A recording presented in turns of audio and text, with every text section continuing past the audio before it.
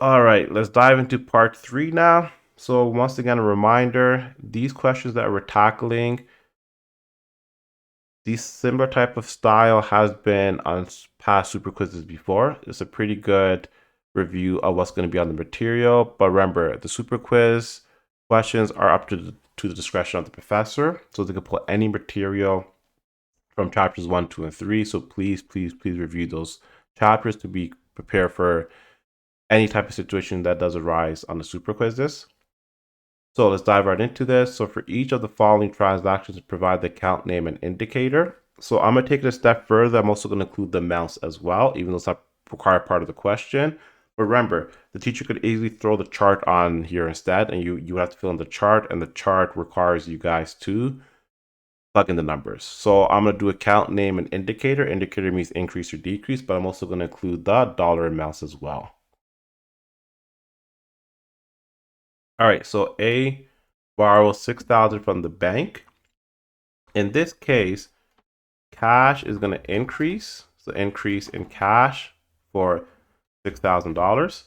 Since we borrow 6,000 from the bank, that means bank loan payable is also going to increase by $6,000. Bank loan payable is a liability. Now we have the future obligation to pay the bank in the future. So pay the bank back in the future. B, purchase equipment on credit. In this case, dollar amount's not given, so I'm going to make it up, $10,000. So we have an increase in equipment of $10,000. And since we didn't pay cash for it today, we got it on credit. We're going to have an increase in accounts payable of $10,000 as well, because now we owe the bank money. Sorry, not the bank, but we owe whoever sold us this equipment money in the future. So because you got it on credit. Credit means accounts payable. If you're buying something, if you're selling something, on credit means accounts receivable. Very important. So C, perform services this month for $7,500. So let's break this question down. Let's tackle the first part. So we perform services. So in this case, we're going to have an increase in service revenue for $7,500. Okay, next, we collected $5,000 cash immediately. So we're going to have an increase in cash of $5,000 because that's what we collected. And the balance to be collected next month. So out of the $7,500, we collected $5,000. So 7,500 minus 5,000 is 2,500 is what's remaining. And that's going to be increase in accounts receivable. Remember, accounts receivable is when someone owes us money in the future. That's a future benefit. That's an asset.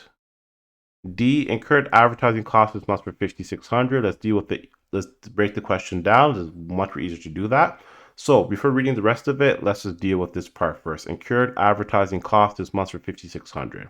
We're gonna have an increase in advertising expense, right? For $5,600. So 5,600.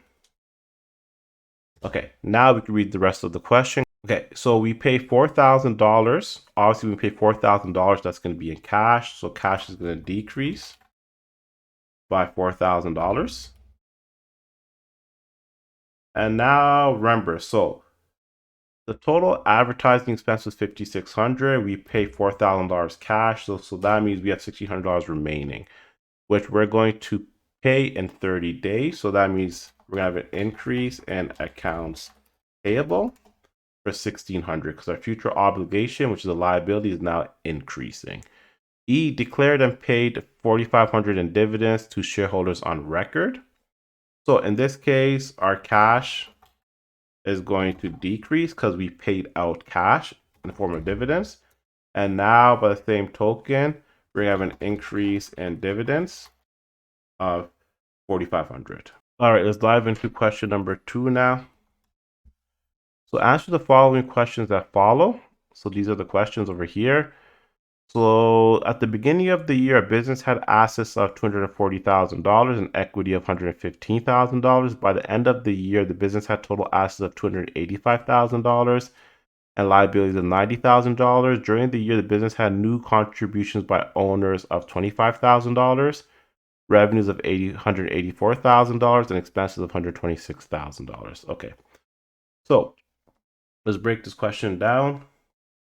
So we're going to have the beginning balances first. So we're going to have assets equals liabilities plus equity.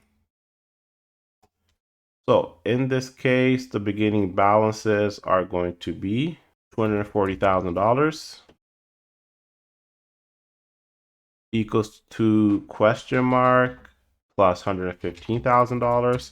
So remember, we can rearrange this formula now. So liability is going to be equal to assets minus equity. So $240,000 minus $115,000 gives $125,000. Right, so simply put, a beginning liability is going to be $125,000. Okay, so over here, I'm going to write out what impacts equity. So equity is going to be impacted by profit. And remember, profit is a product of revenue minus expenses, right? It's going to be impacted by profit, new contributions by the owner, and dividends, right? So contributions by the owner. Profit, we're going to split profit up into revenues and expenses. Then we're going to have dividends as well. Right, then this gives rise to the ending balances. So remember, these over here relate directly to equity over here. Okay, so they're saying that at the end of the year, total assets are $285,000 and liabilities are $90,000. Okay, now we could easily solve for equity. Remember, we could rearrange this formula. Equity equals to assets minus liabilities, right? So equity is going to be equal to $285,000 minus $90,000 to get $195,000. So B, will do B in a bit. C is going to be ending equity is $195,000. Now let's plug in the rest of the data. So during the year, the business had new contributions by the owners of $25,000. That goes in over here. They have revenues of $184,000 and expenses of $126,000. So remember, profit, B, is a product of revenues, $184,000, subtracted by expenses, $126,000, so $58,000. Now to calculate dividends paid, right? So let's just do a quick calculation over here on the side. So beginning equity, $115,000 plus contributions of $25,000 plus $184,000 revenues minus our expenses, which is going to be $126,000, gives us the current balance in equity of $198,000. So now, as you can see, these over here give us $198,000. That doesn't equal $195,000. That means we must have paid out a dividends of the difference of these two. That makes sense? So that difference is going to be subtracted. So 198 minus 195, $3,000. So if we run this calculation through, let's do it again. So $115,000 plus $25,000 plus $184,000 minus expenses of $126,000 minus dividends of $3,000 gives us $195,000. So we could double check our work here. So that means D is going to be $3,000 dividends. Now to calculate the change in liabilities, E. So liabilities decreased, as you can see. So decrease. And we're just going to get a positive number here. $125,000 minus $90,000. It decreased because it's less. Now to calculate F, the changes in assets. Assets is higher. $240 to $285, $240,000 to $285,000. That increased. Remember, we're going to record it as a positive number. So increased, decreased, or decreased or increased, same thing. 285 minus 240, so $285,000 minus $240,000. And then lastly, we have G, the amount of change in equity. So equity was $115,000, it's $195,000. So equity increased by the difference.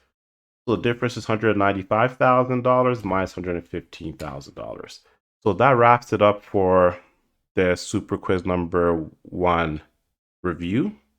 Once again, I highly suggest you guys do these questions again and supplement 2 chapters 1 and 3 tutorial videos. Best of luck on the quiz, kill it, and then come back and let's start tackling the midterm material.